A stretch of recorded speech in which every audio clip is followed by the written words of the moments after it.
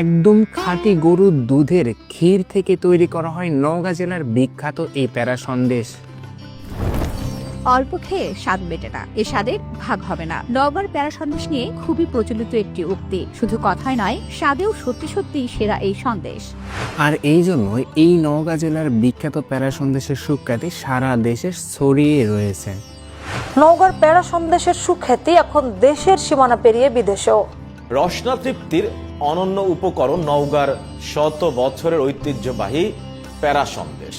মূলত দেশের সর্বপ্রথম প্যারা সন্দেশ তৈরি করা হয়েছিল নওগাঁ জেলাতে, আর এই জন্যই প্যারা সন্দেশকে বলা হয় নওগাঁ জেলার ঐতিহ্যবাহী মিষ্টান্ন। শুধুমাত্র দুধ এবং চিনির সমন্বয়ে তৈরি করা হয় এই বিখ্যাত প্যারা সন্দেশ।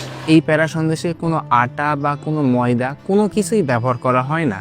একদম খাঁটি গরুর দুধের ক্ষীর থেকে তৈরি করা হয় নওগাঁ জেলার বিখ্যাত এই প্যারা সন্দেশ। প্যারা সন্দেশ তৈরির প্রক্রিয়া খুবই সোজা, অথচ এই প্যারা সন্দেশ তৈরি করতে সব থেকে বেশি শ্রম এবং সময়ের প্রয়োজন হয়। প্রথমে দুধ থেকে ক্ষীরে রূপান্তরিত করতে মিনিমাম 4 থেকে 5 ঘন্টা তাপ দিতে হয় এবং এক নাগাড়ে হাতল দিয়ে নাড়াতে হয়। এরপরে ক্ষীর তৈরি হয়ে গেলে ক্ষীরকে ওজন করতে হবে এবং পরিমাপ মতো চিনি মেশাতে হবে।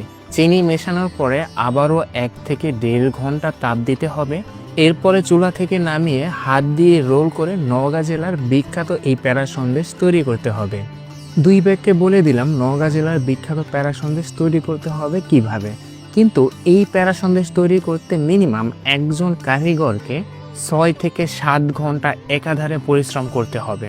যাই হোক, আপনি যদি নওগাঁ জেলার বিখ্যাত এই প্যারা সন্দেশ এবং খাঁটি এই প্যারা সন্দেশ খেতে চান, তাহলে অবশ্যই অর্ডার করতে পারেন।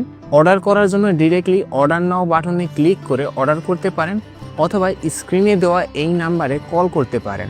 রসনাবিলাস খাবারের মধ্যে নওগাঁর প্যারা সন্দেশের রয়েছে শত বছরের সুখ্যাতি। বিচিত্র খাবারের মধ্যে শত বছরের সুখ্যাতি ঐতিহ্যবাহী নওগাঁর প্যারা সন্দেশ। যে স্বাদে মিশে আছে শত বছরের ঐতিহ্য, সেই প্রিমিয়াম প্যারা সন্দেশ আমরা পৌঁছে দিচ্ছি আপনার ঘরে। আজই অর্ডার করুন আর বুঝে নিন আসল প্যারা সন্দেশ।